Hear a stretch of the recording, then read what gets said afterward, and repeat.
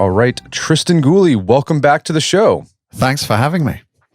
So we had you on last year or a few years ago. It's been a while to talk about your book, The Lost Art of Reading Nature Signs. You got a new book out, The Nature Instinct: Relearning Our Lost Intuition for the Inner Workings of the Natural World. How is this book, The Nature Instinct, different from some of the previous work you've done and writing you've done about reading nature and like how to figure out directions just by looking at a hill? What's the big idea in The Nature Instinct?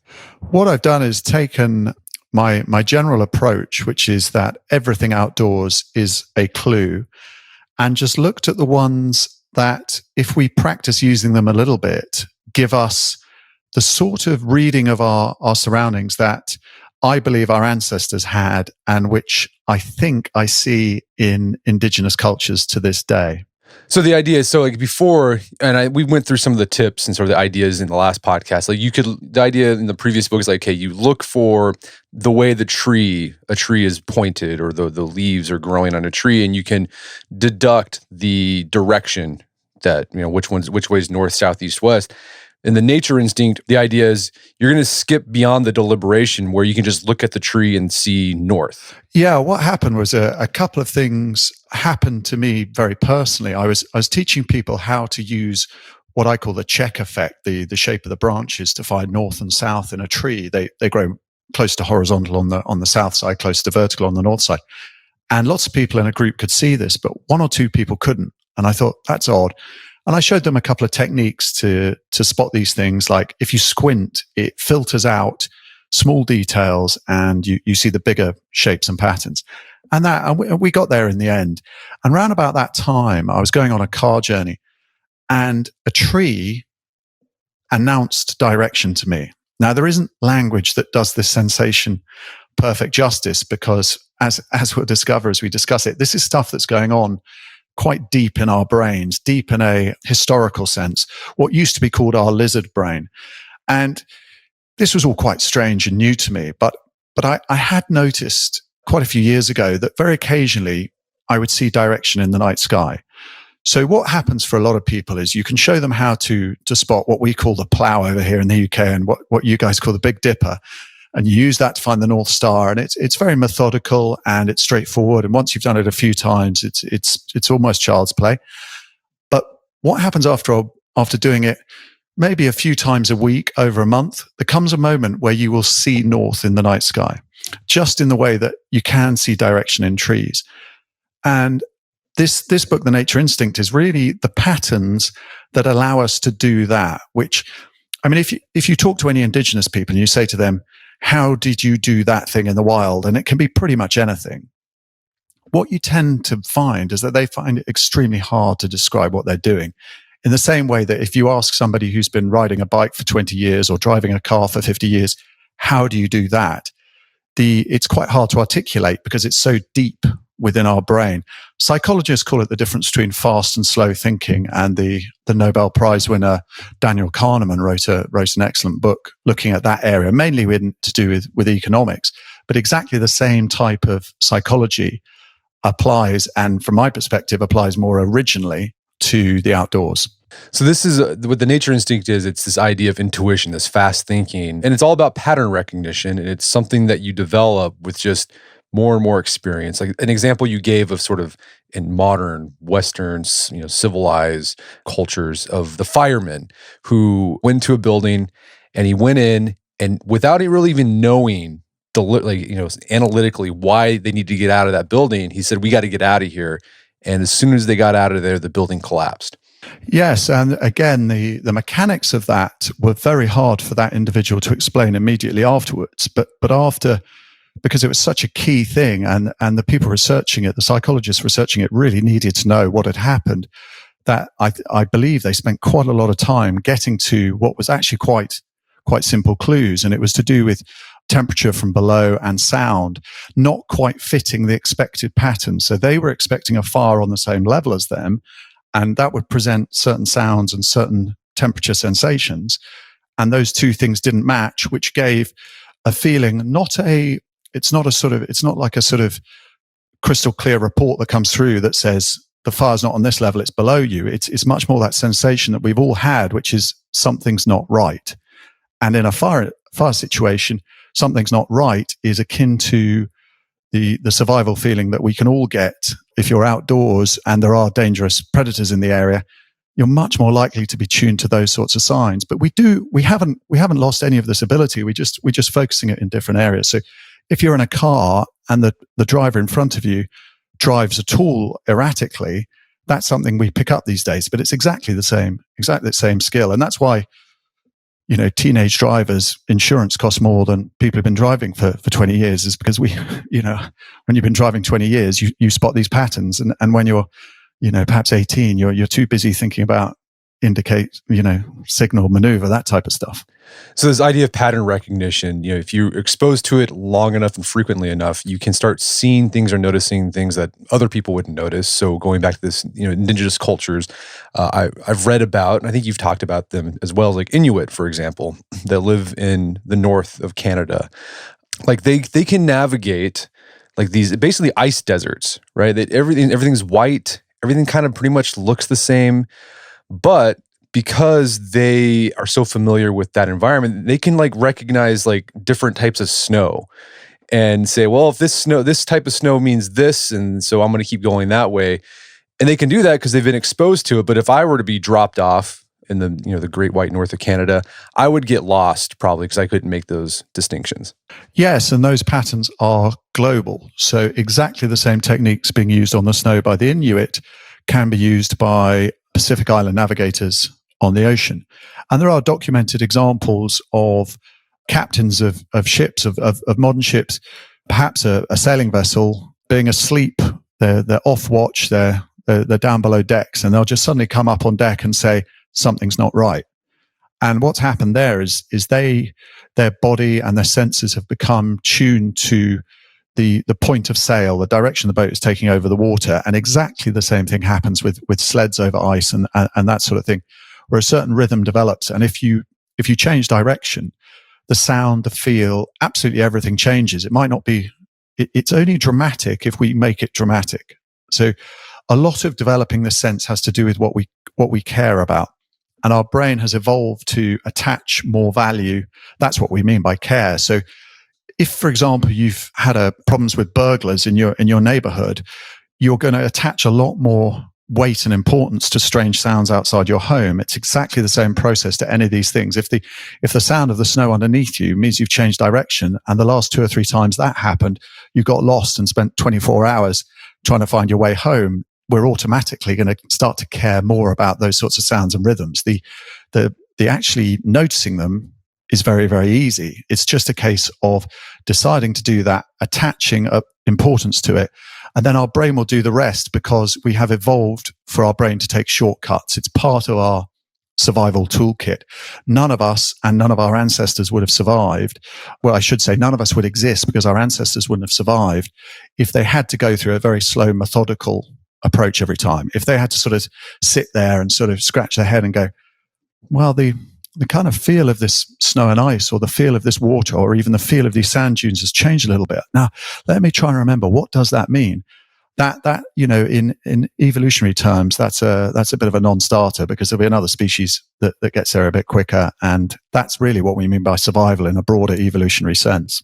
So all of us, every human being has this ability to look at a tree, for example, and see direction, but we have to relearn it. How long does it take, or what does it require to relearn this skill? Like, do you have to be in the wilderness for extended periods of time, or is this something you can sort of gradually pick up as you walk around your suburban neighborhood?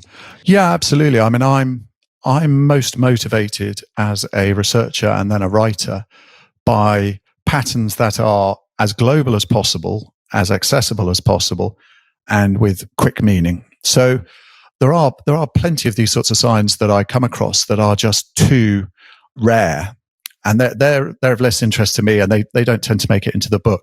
So what I really like is where a sign can be used in this way to give us a fast sense, an intuitive reading of our surroundings. I promote it. I call it a key. So a sign will give us meaning, but we might have to think about it a little bit. Whereas a key is something that if we do practice looking at it. So in the examples we've been talking about, the key there is something I nickname the ramp. So what we find is that the wind shapes ice, sand dunes, water waves, even rocks to have two distinct angles, a shallow gradient on the windward side and a steeper gradient on the downwind side.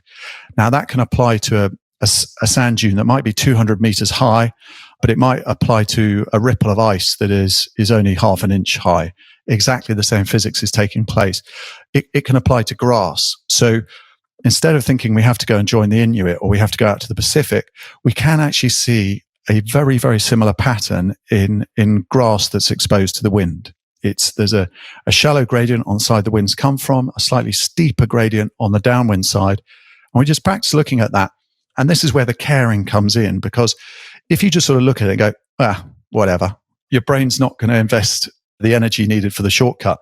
But if you actually spend even quarter of an hour walking using just the shape of grass, your brain does, I'm sort of giving it a little bit more of a sort of character here, but it sort of effectively sort of goes, oh, so you're serious about this. Oh, okay. Well, if you're serious about this and this is actually means something to you, then yeah, sure, we'll make this happen for you. And that's what we tend to find is that I find it on expeditions. The sun is the very first example. The sun is due south in the middle of the day, but on a longer expedition, I might be aware that it is passing through southeast at a particular moment, and I can do calculations of sort of saying, okay, we're before the September equinox, therefore it's going to rise 7 degrees north of east, etc., etc., etc. All very, in psychology terms, all very slow thinking. But by the end of the first day, and certainly into the second day of an expedition, my brain's sort of saying to me, please don't do any more of that slow, laborious thinking. It's really grinding me down. Here, I'll just give you the answer. That's what it feels like. I mean, psychologists would probably have slightly better terminology than I'm giving you there, but that's what it actually feels like. Is you can just sort of go, you can look at a landscape and you can go, it's this way. And similar to how we were saying sort of earlier, if somebody sort of said, how do you know that? You'd have to sort of take a step back and go, well, I kind of know what my brain's doing, but I wasn't witness to every single calculation that it did there. Well, you talk about in the book, hunters, people who hunt have probably experienced this. I know I have the few times I've gone hunting. When I first went out there, I really didn't know what was going on, but then I had a guide who started showing me things like, okay, look at the tree. You can see the rut marks. Look at the grass. You can see this is where they're bedding down. And after a while, after like, I think 2 days, I just started seeing the things and I knew what it meant. I didn't have to think about it anymore. And it happened pretty fast. Yeah, that's a great example where care is part of it. Historically, hunting, and obviously for some communities to this day, hunting is the difference between life and death. Therefore, the care is there. And, you know, if you are trying to effectively outcompete an animal, even if you've got the help of a weapon of some sort, if you notice that certain ear movements precede flight behavior, like a deer heading off at speed, that is the difference between success or failure, kill or not, success or not, and survival or not. And in the nature instinct, what I try and do is break down every single one of these behaviors. So from the face to the tail, and then looking at it's basically body language broken down into the typical behavior responses. So to give you an example, if we know that prey animals are going to lift their heads when they sense something in their environment that they're not entirely comfortable with, we can tell when they sense us. So that's you know, the sort of thing I think most people would probably pick up intuitively without having to do an awful lot of thinking about it. But if we then give a little bit more attention to head tail behavior, we find in certain species like squirrels, their next move is quite often predicted by tail flicking. That is a sign to their conspecifics that I'm aware of something out there and I may be about to go into flight behavior.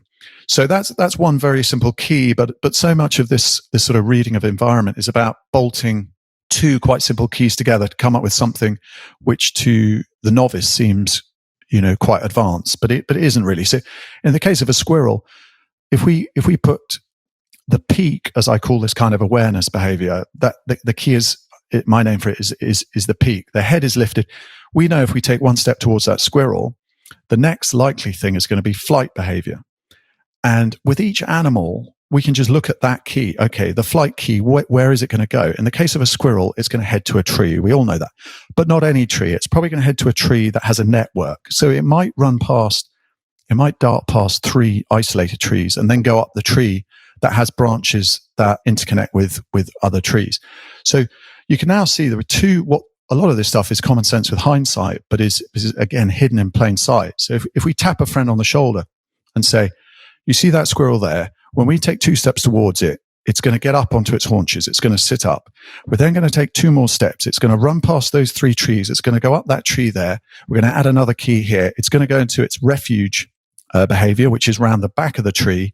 We start to put these things together. And that's, I think, at the point where sort of people go, wait a minute. This is weird. This is like a 6th sense or something. It's not. It's simple keys put together. In the case of some of the deer I see near me, very similar behaviors. We just kind of tweak our knowledge of the key for that species. Fallow deer are going to go uphill towards trees. Now, if you predict somebody, we're going to walk towards that deer, it's going to lift its head, then it's going to run in that direction towards those trees. Simple pieces, simple keys put together, but they lead to something which we've lost, but is very retrievable. So, we're listening to this, people are like, okay, great. You can develop the ability to, look at a tree or look at an animal, predict its behavior instantly. They're like, all right, so what? I mean, what do you think the benefit is for people to relearn this nature instinct?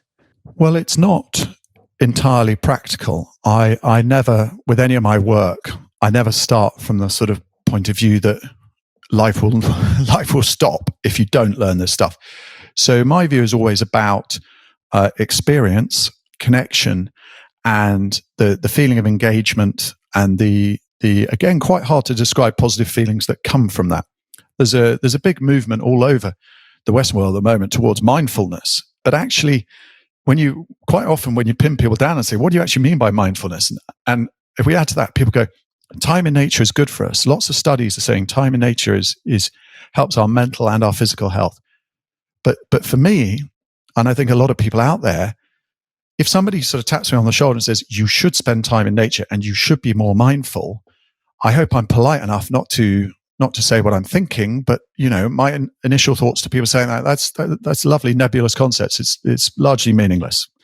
But if we tickle our brain by giving ourselves something to look for, which when we practice looking for it, it then leads to this intuitive sense, and with that, quite a positive feeling. I sometimes liken it to feeling like your brain has been tickled. Do you know that feeling when you're either reading a detective novel or you're watching a murder mystery type thing on TV or in a film, and you solve the mystery? So you've seen the clue. It's definitely. I love that feeling. Yeah, and that is the positive feeling. That feeling comes, and in fact, that whole genre of murder mystery puzzles like crossword, Sudoku, any puzzle you name, all of that, I firmly believe, comes because our brain has evolved to get pleasure from solving puzzles. And originally, that was to reward us for understanding what's going on around us. So instead of finishing a crossword and thinking, I feel good, I feel clever about that, we can use similar parts of our brain to actually go, I think it's about to rain because the birds are making that sound again. And we get we've solved a similar puzzle. We're just using our brains for what they originally evolved to do. And my take is that they doubly reward us for it because our brain's sort of saying, finally, you've worked out what I'm for. And in my experience, one of the things that learning how to read nature like this on an intuitive level, it's empowering. I think oftentimes for people in the Western world, there's a disconnect from them and the environment. And so there's this idea that the environment or the wilderness is scary, random, etc. And there are parts of it's just sort of random, right? But as you highlight in the book, there's like a system going on that if you know where to look, you can see the gears working in the background. And once you see those gears moving, it feels good. It feels good to know that information. Yeah, I think that's a good point, because I think in a lot of areas of knowledge, people feel that there are experts and there's this kind of Kabbalistic knowledge, and I'm excluded. That group over there, good luck to them. They know it, I don't. And there's this kind of invisible wall between us. But there are different reasons for that feeling. But one of the big ones is actually language. I feel very strongly that people shouldn't be put off any engagement with nature because of vocabulary. And what so often happens, and we've all probably had this experience, is you walk with somebody and they start spouting off names. Oh, there's that wildflower, and and there's that, and that bird. Is it this species or that species? And when people talk like that, if that's not your lingo, there's an instant feeling of exclusion. Whereas the thing I so often say to people, and I feel really strongly about, is that there is no right name for anything. So for this sort of engagement and to develop these sorts of skills, language is right at the end of what's necessary, and you can do the whole lot without any names at all. So we notice colors, we notice shades, we notice shapes, we notice patterns, basically. Those are important, and they are, to me, a global language. So in a tribal historical sense, you could notice the body language of a bird and know that it's about to take off. And then you could debate for another 3 weeks what the right name for that bird is. It doesn't change the body language or the fact that you've sensed that it's about to take off. Yeah, and I think one thing you talked about too is that there's this, I guess, conservationists, one of the sort of metrics they use to determine whether someone's in tune with their environment is the number of species, plant species they can list in their local area. You say that's actually, like you said earlier, it's not a useful metric because you might know the names, but then that's as far as your knowledge goes of that fauna or animal.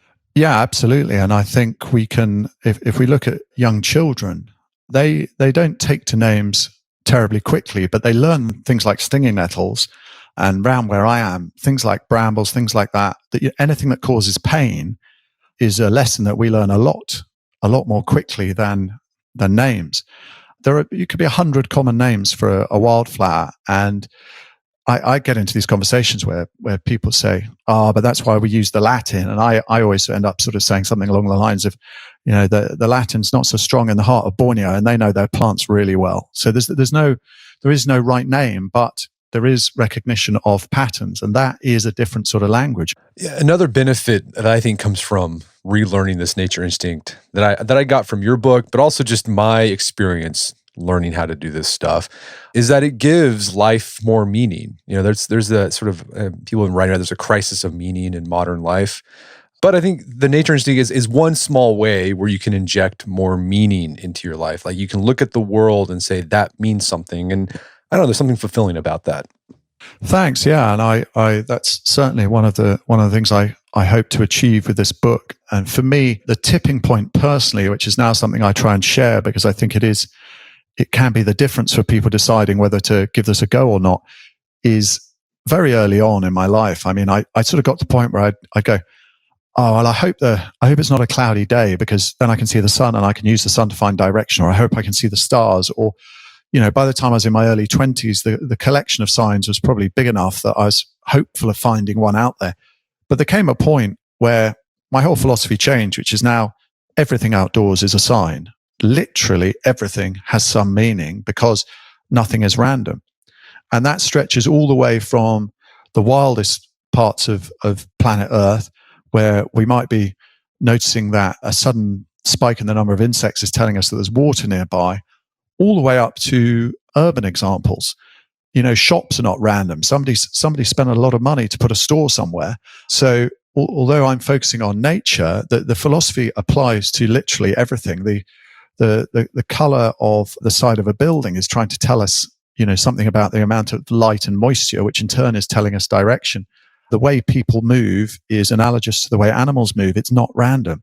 Any one individual might decide to go somewhere strange on any particular day, but a group of people moving along a street, late in the day heading towards a station, that sort of thing is not a random pattern. So I feel free to fire it back at me, but I've yet to have an example given to me where I'm left thinking there is no sign in that. Sometimes it takes me a while to work out what it might be, and sometimes the sign isn't super powerful, but there is, I believe, a sign in everything. And once people sort of become open to that sort of idea, then every minute outdoors becomes very, very exciting, because instead of it being a thought, if I'm really lucky, I might find one of these things that Tristan is calling a sign, it quickly becomes everything is a sign. So if I look at something, the thought is, what is it? And then you've got your kind of murder mystery feeling.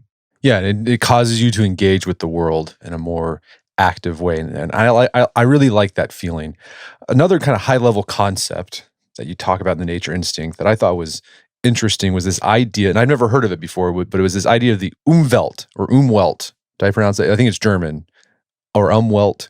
What is that, and what insights can it give us to developing the nature instinct? It was one of the great joys of this book for me because it had to be pointed out to me that the word author is connected to the word authority. I wasn't a genius when it came to that little, quite simple connection, but nobody gets commissioned to write a book unless they've proved that they are expert enough in that field that the world will have an interest in what they have to say about it, which is, again, sort of slightly obvious stuff. But the great joy in writing any book is you enter it with a level of knowledge which is high enough to justify the exercise from a publisher's point of view and a reader's point of view. But you always learn little things along the way, and that is so exciting from my perspective. And this I don't know the exact way to pronounce it. I'm guessing as it's German. I think it's Umwelt, but my German is close to non-existent. So forgive me, anyone, if I've got that wrong. But I've only ever seen it in print. But I'm very familiar with the concept now, which is that this is the landscape and the environment as perceived by another creature, which initially doesn't sound that exciting. But when scientists start looking into this, some really quite bizarre stuff starts to happen, because quite often we can see creatures that have much, much smaller bodies and brains than us doing things that look a bit smarter or certainly a bit more able than us. The most beautiful example, and it's one I cite in the book, which is the jackdaw going for a locust. So the bird sees the locust, and the locust is moving in front of the bird, and the bird identifies a meal. But the locust has evolved to notice the predator there, notice that moving is not the right thing to do. So the locust freezes, which is another of the keys. And what is interesting is at this point, the bird ceases to be able to see the locust, that the meal has become invisible. Not in a sort of, it's no longer sort of grabbing my attention, as in, as far as scientists can tell, that there is no vision there anymore. It's almost like somebody's turned off the lights. And this is why we see freezing so much in nature, and why we instinctively quite often do it. If we're walking through a woods, hopeful of seeing some wildlife, and we catch something moving around us, it is quite a sort of intuitive, instinctive response to freeze. But the more time we think about the Umwelt, the more we realize that it's not that animals sense the world like us. They just don't have language like English attached to it. It's they are sensing an entirely different world. And that's where, I mean, when I'm spending time with, if we come back to squirrels, if you wave your hand and imitate the motion of a squirrel's tail, it feels, hilarious, because you feel like a bit of an idiot. And my family and I were over in New York recently, and we're in Central Park, and I was having a conversation, inverted commas, with a squirrel there by waving my hand. And beneath the sort of ridiculousness of how it looks, there is something genuine going on there, because the squirrels, I can't tell exactly what's going on in their brain, but they are definitely picking up the sign, and sort of hardwired into them, that motion has a meaning. Now, my take is that meaning doesn't quite fit with the rest of what they're seeing, as in they're not thinking, wow, that's a big squirrel. They're thinking, I'm getting a sign with meaning, and that is an instant, fast understanding of what's going on somewhere. But they're then probably getting the subsequent hang on a minute type feeling as well, because the other signs and patterns aren't fitting it. So through Umvelt, the little insights we get into how different creatures are experiencing their environment allows us to have more faith and believe a little bit more that these signs do actually work that way. I mean, another example is prey animals like rodents have to be very, very sensitive to birds overhead, because birds of prey can swoop down and it's game over. So they are tuned to the shape of birds. They don't relate to birds in the same way that bird lovers around the world might do. They might buy a guidebook and they might say, so it's got bars on its tail feathers, and it's the ring around its eye is this color. That's a very, very slow human way of looking at a bird. A prey animal will just sense a shape, and if that shape is of a bird with a short neck, it's gone instantly. It's not, as far as science can tell, it is not the rabbit or the rodent or whatever it is not sitting there thinking, yeah, it looks a little bit like predator A, which can kill me, but not at all like predator B, which is safe. Okay, if it looks like the one that can kill me, I'm gonna head off. All it does is sense a shape, and that is its Umvelt. That is its whole reading of the sky. It's as far as we know, and my best guess is it's not even sensing a bird. It's sensing a shape, which means run for cover. All right, so we've been talking about this stuff on a high level. We talked about the benefits of developing this nature instinct. I think there's a big case for it. Not in a practical sense. I think a lot of people think, I'm going to learn this stuff, so if I ever get lost in the woods, yeah, it'll probably come in handy. But I think most on a day-to-day, it just gives more meaning, enriches your life.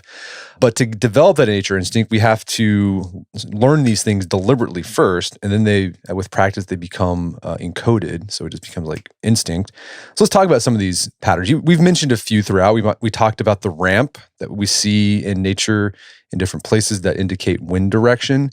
What are some of your other favorite signs in nature that once people know that they're there, they start seeing them everywhere, and it tells them information about their world? One of my favorites is a good one for people to learn early on because it stacks the odds in your favor. If you've ever had that experience of going outdoors into a rural or semi-wild environment and thinking, this is going to be a feast for the senses. I'm going to see a lot of wildlife and a lot of nature happening in inverted commas. And then after 20 minutes, you get that feeling, doesn't seem to be a lot going on here. Well, it's partly because we're there and we haven't necessarily settled into the landscape. So there's a lot of creatures out there watching us to see our next move. But there are things we can do to massively stack the odds in our favor. And there are the keys I call the edge is a nice simple one. So in ecology terms, it's known as an ecotone, where two landscape types meet each other. We get a massive spike in activity. And when I first sort of was getting familiar with this sort of concept, I thought, well, I've noticed that happening, but I don't really understand why. I mean, what's the logic? And a lot of it's very simple maths. If you've got woodland meeting a field, open country, for the sake of argument, you might have 50 species that need woodland to live in and 50 species that need an open field to live in. And there might be 50 species that need both. There is only one part of the landscape where you're conceivably going to see 150 species. Now, if we imagine those are 150 prey species, we're going to see a spike in predator activity.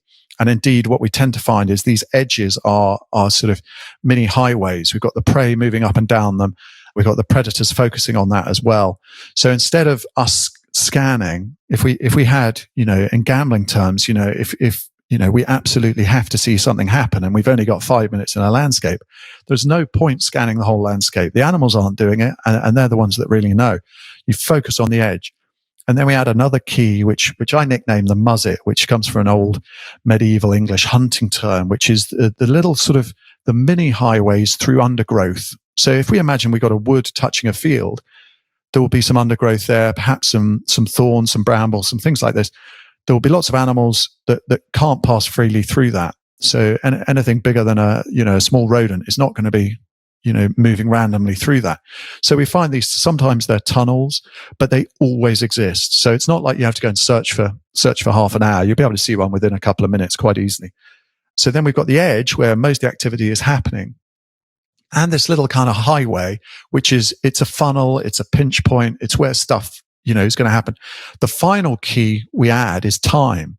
So we will, again, the maths is really quite clear here. We're going to see a lot less in the middle of the day and the middle of the night than we are at dawn and dusk. The reason for that is that in evolutionary terms, prey has its best chance of, in sense terms, outwitting predators when it's half light, because the nocturnal animals can't use their incredible night vision. Animals like owls in twilight are at no greater advantage, whereas the middle of the night, of course, they've got their trump card. In the middle of the day, a lot of prey animals are extremely vulnerable to being that well lit. So if we add the time, I mean, in the book, I give it this sort of funny nickname, the clepsydra, which is just a Greek name for a water clock, because I'm just trying to get people to think about time differently. And then there, what I'm encouraging people to do is think about the edge, think about the muzzet, the little highway through it, and then think about not clock time, but, for example, sunset time, and then relate that to weather. So if we put all the pieces together, we find it's been very dry for 5 days. There's been a little bit of rain. We normally see activity around about 20 minutes past sunset, but because it's been dry and there's been a little bit of water, we've got used to the idea that that brings our nature clock forward a bit. So we're actually going to head out at sunset, and suddenly you see sort of 4 animals out there. Whereas if you'd had an hour just looking at the whole landscape at the wrong time, you'd see nothing. I think one nature instinct that people would like to develop is the ability to predict weather, right? That sort of old, maybe their great grandfather or grandfather's like, I feel like it's going to rain today. Like they could feel it in their bones. Is that really a thing? Are there like signs that you can look for in your environment that can help you figure out if it's going to rain or if it's going to be snowy, if it's going to be foggy? Have you found any tried and true signs? Yeah, definitely. And I've been doing a lot of research in this area, and there are examples in all my books about the weather. And it is quite a good example of the big, quite dramatic signs all the way down to really very subtle stuff that takes focus and experience. So the biggest one is like so many nature signs is related to wind. If we just make a habit of noticing where the winds come from in very, very crude terms, we don't even have to we're not getting to the point of sort of saying it's south, southwest or anything like that. It can just be, I've noticed it comes from between those two buildings, or it comes over, that mast on a hill or something like that. We just, okay, that's where it's coming from now.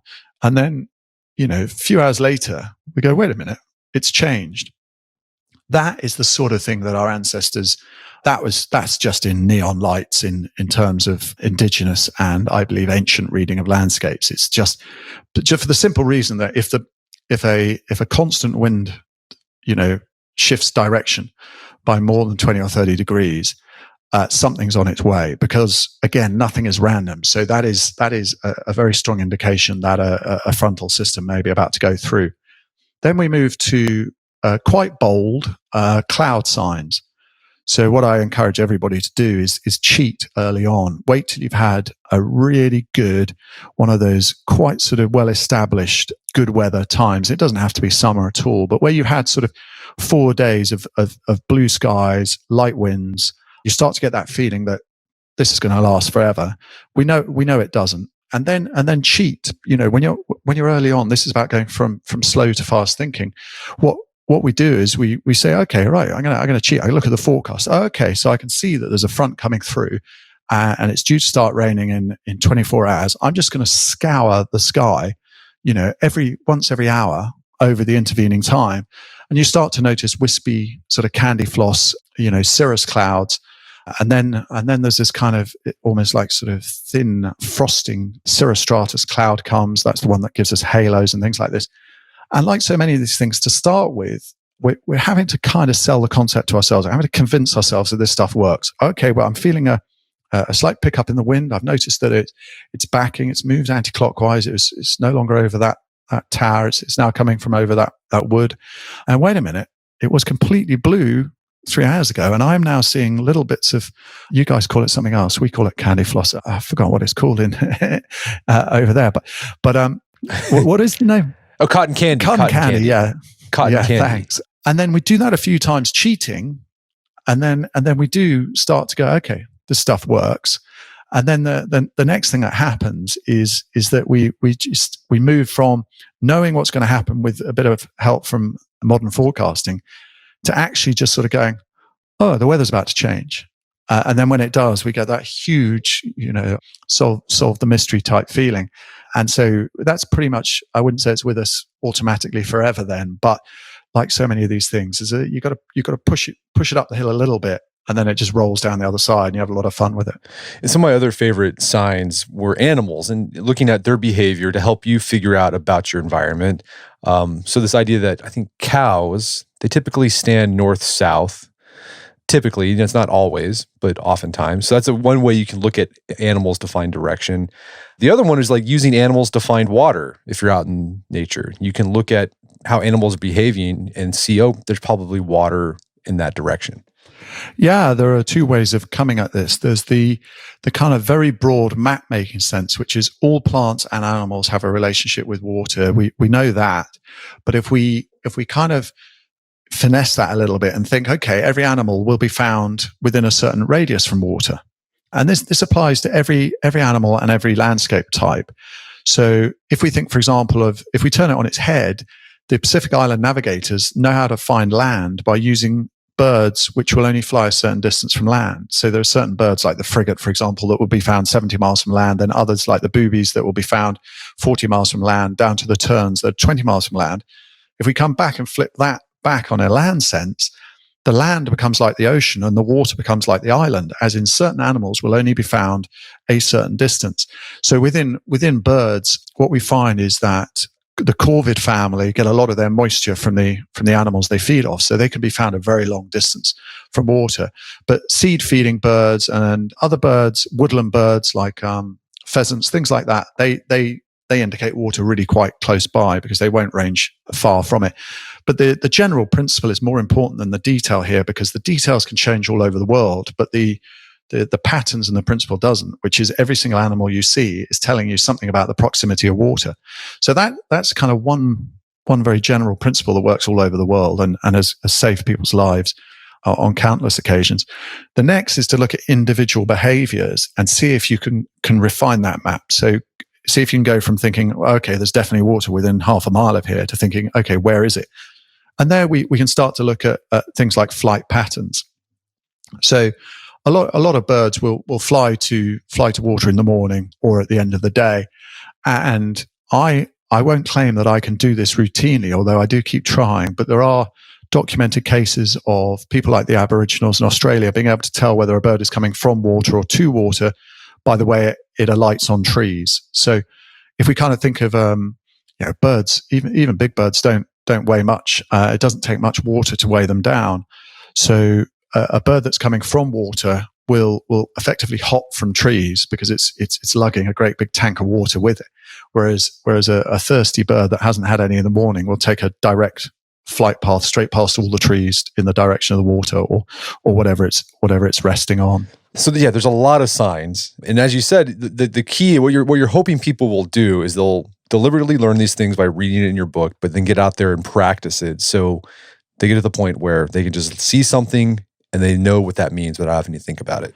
Yeah, and I all of my books, I try and give people a real wealth, a large number. I mean, there are 52 keys in the Nature Instinct, but realistically, I think of them slightly like characters in the sense that I can't predict who's going to get on with which one. If we kind of imagine we're going to a big house party and there are 52 people in it, the chances are, you can get on really, really well with a handful of them, and a few of them are going to leave you cold. It's the same with these sorts of signs, and each of us has our interests from our experience and our preferences. So all I'm really doing is hopefully a good introduction to 52 of these keys. And then it's down to the individual to sort of say that really resonates with me. That's what I like. I am really into birds. Therefore, I'm going to look for this particular key, and then a relationship forms. It makes me sound incredibly dysfunctional talking about sort of signs in nature as sort of characters. And I don't always manage to stop short of describing them as friends, because it does feel like that there are certain ones that it doesn't take long before you recognize them and you kind of feel a kinship. It's kind of, yes, there you are. And because it's such a positive feeling, that all sounds weird until you actually get out there and try it. And then you'll know exactly what I mean. Yeah, it's always weird until you do it. Then it's not weird anymore. Well, Tristan, where can people go to learn more about the book and your work? Thanks. I have a website, naturalnavigator.com, and I've been adding examples to that for over a decade now. So there are hundreds in there. There's information about my books. I've written a few now, and again, I'm coming at the same idea from different angles. I'm on a lot of the sort of usual social media things, Twitter, Instagram, Facebook. But yeah, I just encourage people to pick one or two, keep having a bit of fun with them, and then instead of it feeling like you're having to put stuff in, you just start given stuff back, and that's a really lovely moment. Well, Tristan Gooley, thanks so much for your time. It's been a pleasure. Thanks so much, Brett. I've really enjoyed our chat. Thank you. My guest today was Tristan Gooley. He is the author of the book, The Nature Instinct. It's available at Amazon.com and bookstores everywhere. You can find out more information about his work at his website, naturalnavigator.com. Also check out our show notes at aom.is/natureinstinct, where you can find links to resources where you can delve deeper into this topic.